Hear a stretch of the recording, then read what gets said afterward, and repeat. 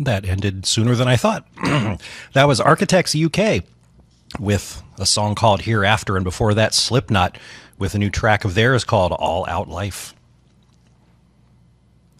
Now that we're close to the halfway point of Mostly Metal, it's time to go take a peek into the dark, spooky area called Ken's Dark Corner.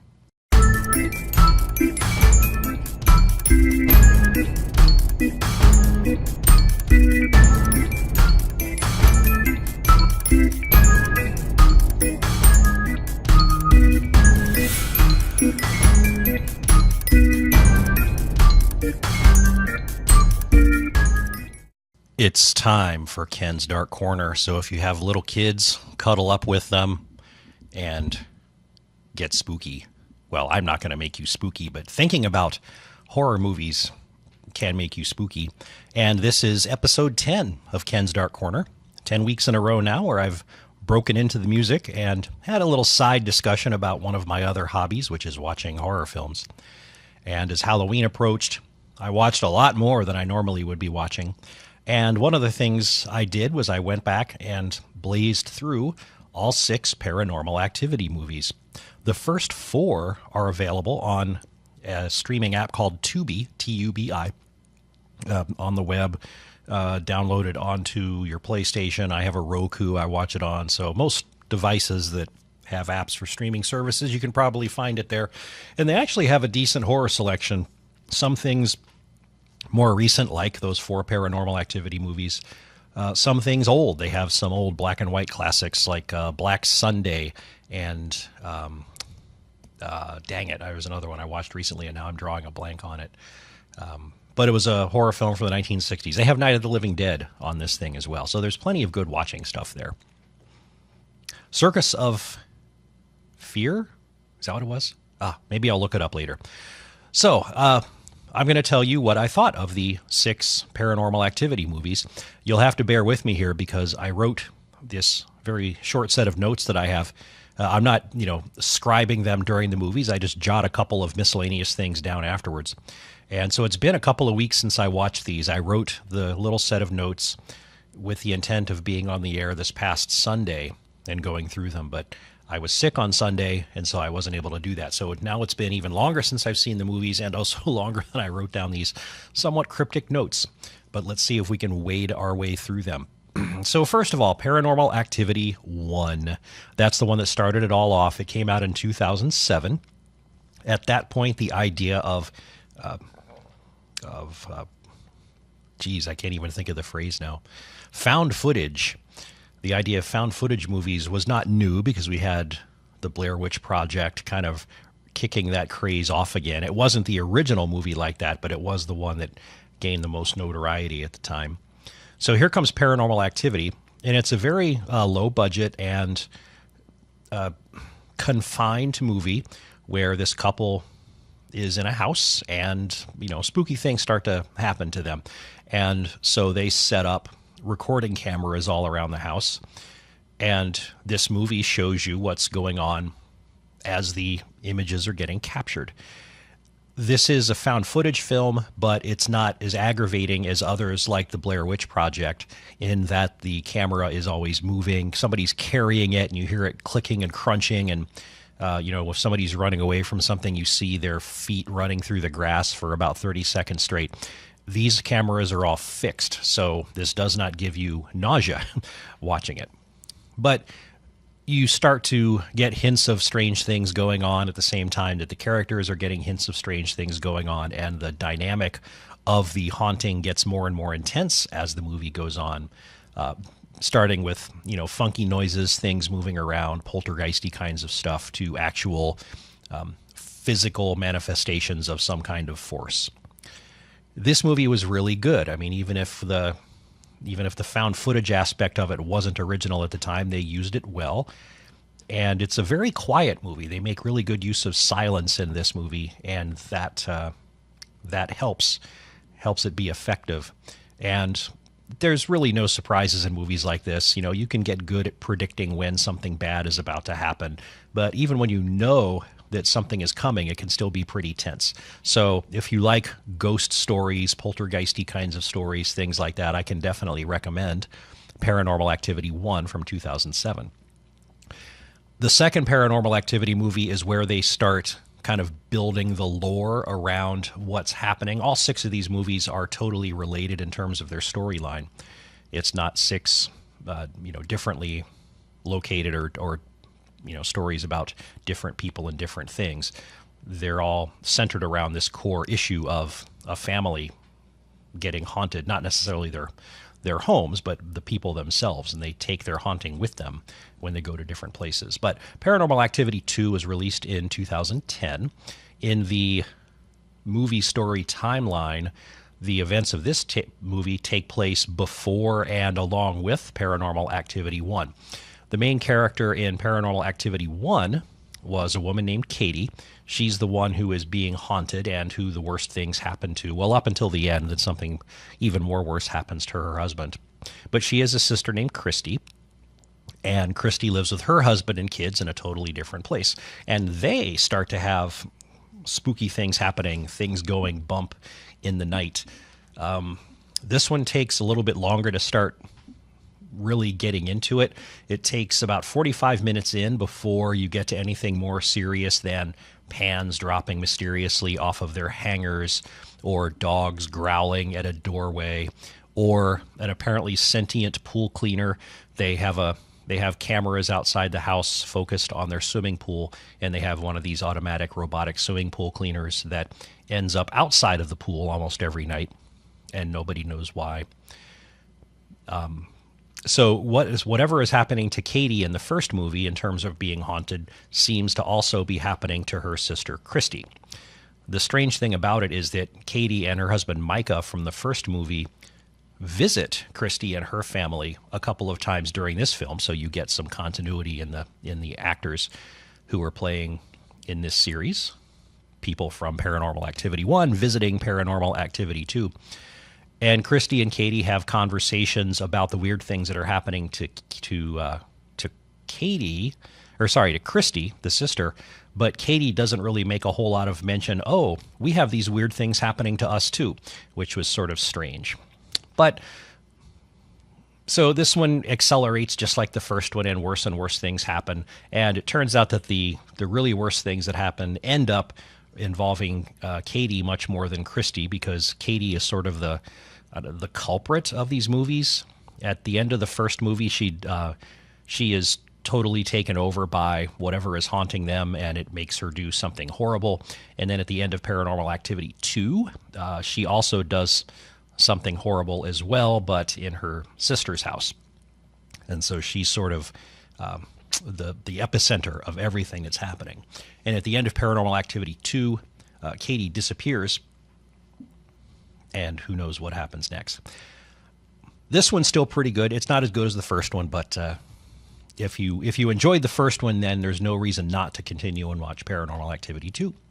Paranormal Activity 3 was released in 2011, so now these things are making money. So there is a 3-year gap between the first one and the second one, only a 1-year gap between the second one and the third one, and then also the fourth one as well.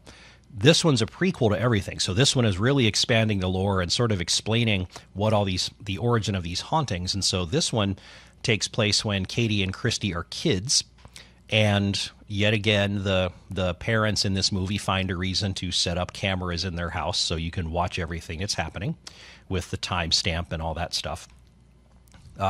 This one is better than the second one, I think. It has better scares than the second one. The intrigue is starting to build because some of the story parts, are getting put together. And I always like a little bit of intrigue where not only are you getting spooked by things that are happening and jumping out at you, but there's something to wonder about. Why is this happening? What are the clues about the way it all fits together? And so on. The drawback to this one is sort of that always there subtle question in these movies about why are you filming? Or at least if there's a good reason for the filming to begin. Let's say when your kid is in danger and you're running around trying to find your daughter to take her out of danger. You don't know where she is. You're panicked. You're scrambling around. why are you still carrying the camera along and filming everything? Seems to me maybe you should put the camera down and go concentrate on rescuing your kid, you know. But that's just me. This movie has some really good aspects. There's one of these demon closets, which happens in other haunting movies too, kind of like in the Red Room in Amityville Horror, where in the girl's bedroom, there's this mini closet door that goes back under the eaves of the attic, and you know that that's where bad things are coming from and bad things happening, and so you're always watching it, and it's always there in the corner, and that can be really tense. But this movie is setting up the story of the reason why these hauntings are happening, and it turns out that Katie and Christy's grandma was in a coven of some sort, and so whatever the coven was doing has now resulted in these kids having, you know, a paranormal entity sort of attached to them and following them through their lives. But it's the same style as 1 and 2, found footage, steady cameras, although they do get picked up and moved a little bit more often, but a lot of the footage is still from fixed cameras, so it does not induce headaches. I can definitely recommend Paranormal Activity 3. Not as good as the first one. I think the first one is the best of the 6, but it's better than the second one. There's a really effective sequence that shows up a few times in this movie where, for whatever contrivance of a reason, they mount a camera on a rotating fan, and so there's a view you get of the living room and the dining room, and the fan is rotating slowly back and forth, and so you're basically scanning the rooms, you know, scan to the left over into the living room, and then come back to the right where you can see then into the dining room, and then back to the living room. And this really ratchets up the fingernail biting, because you know that at some point that camera is going to rotate slowly back to a different room, and you're going to see something totally freaky when it makes the turn back into that room. And that's really, really effective. That was pretty neat. So Paranormal Activity 1, 2, and 3 are aces. Watch them all. I'm going to take a quick break here to point out that you're listening to Mostly Metal. This is WVLP 103.1 FM, Valparaiso's all-volunteer, nonprofit community radio station. Being nonprofit, that means we always are on the lookout for funds.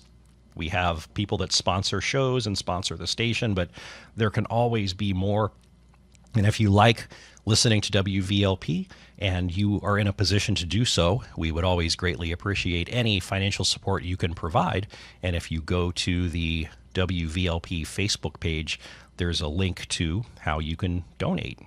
It's sort of like we don't have Patreon, but it's sort of the same thing, where if you're listening regularly and you feel compelled to help out a little bit, you can just drop some virtual spare change into that fundraising portal through our Facebook page, and it would be greatly appreciated. All right, so I've talked to you about Paranormal Activity 1 through 3 here on Ken's Dark Corner. Now we get to Paranormal Activity 4. This was released in 2012. And this one really brings home to me the other underlying question of movies like this. The first one is, why are you still filming? The second one is, why, if you're a demon and you have supernatural powers and you can manifest in our world at constant times or random times or whatever it is, and you are able to physically maneuver things, why are you spending your energy making pots and pans fall off their hooks? Why are you making a girl just float up out of her bed, hover in space for a little bit, and float back down to her bed where she's asleep and she doesn't know what's happening to her? It's apparently only happening for the purposes of the camera. So demons apparently are really, really random creatures in that they just do things for no particular reason. If I was a demon, I'd have goals, you know, a little bit more tangible goals than just doing random moving of things. Also, would a demon that comes from, you know, ancient times, that's been attached to the world by some covens a few decades ago, be smart enough to know that if you wanted to kill somebody, what you have to do is lure them out into a garage and start the engine of the car so that the garage fills up with the exhaust, and the person gets carbon monoxide poisoning. If you're a demon and you know that, but you're still just hanging out in this house doing random spooky things to girls and other people, then you're not a very good demon. So Paranormal Activity 4 doesn't really progress the story anymore. Katie gets to come back. This movie takes place in location in the same vicinity as the first three, but with a totally different family that actually isn't related. But the little boy in the movie, his friend is related to, or he has a friend who is a little kid that was introduced in the earlier movies that disappeared with Katie, and now you find out that they've moved into whatever location Paranormal Activity 4 is taking place in, and so these other people in this family are being unwittingly drawn into whatever nastiness the original family is involved with. So Paranormal Activity 4 is finally where I can say, stick with the first three, and not, if you're a completist, then you'll be compelled to watch 4, but if you allow yourself the option to skip it, then skip it. Then we get to Paranormal Activity 5, which isn't called Paranormal Activity 5. They stopped numbering, and then this one is just called The Marked Ones. This one came out in 2014. This is peripherally tied to all the others, again, because of the links between family members in this movie and tracing their lineage back a generation or two to this coven. So we're getting outside of the realm of Katie and Christy's immediate family, but to where we're dealing with people who are also affected by the activities of this coven. This one is neat because it has certainly the most likable bunch of characters of all the movies, at least to me. The gimmick in this one, though, is that all the filming is happening because there's young boys filming their skateboarding and, like boys do.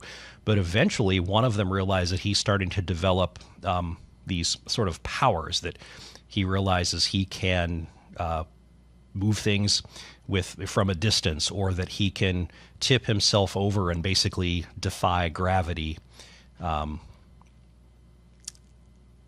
so he's exercising these powers, and they're filming them because having powers like this are pretty cool.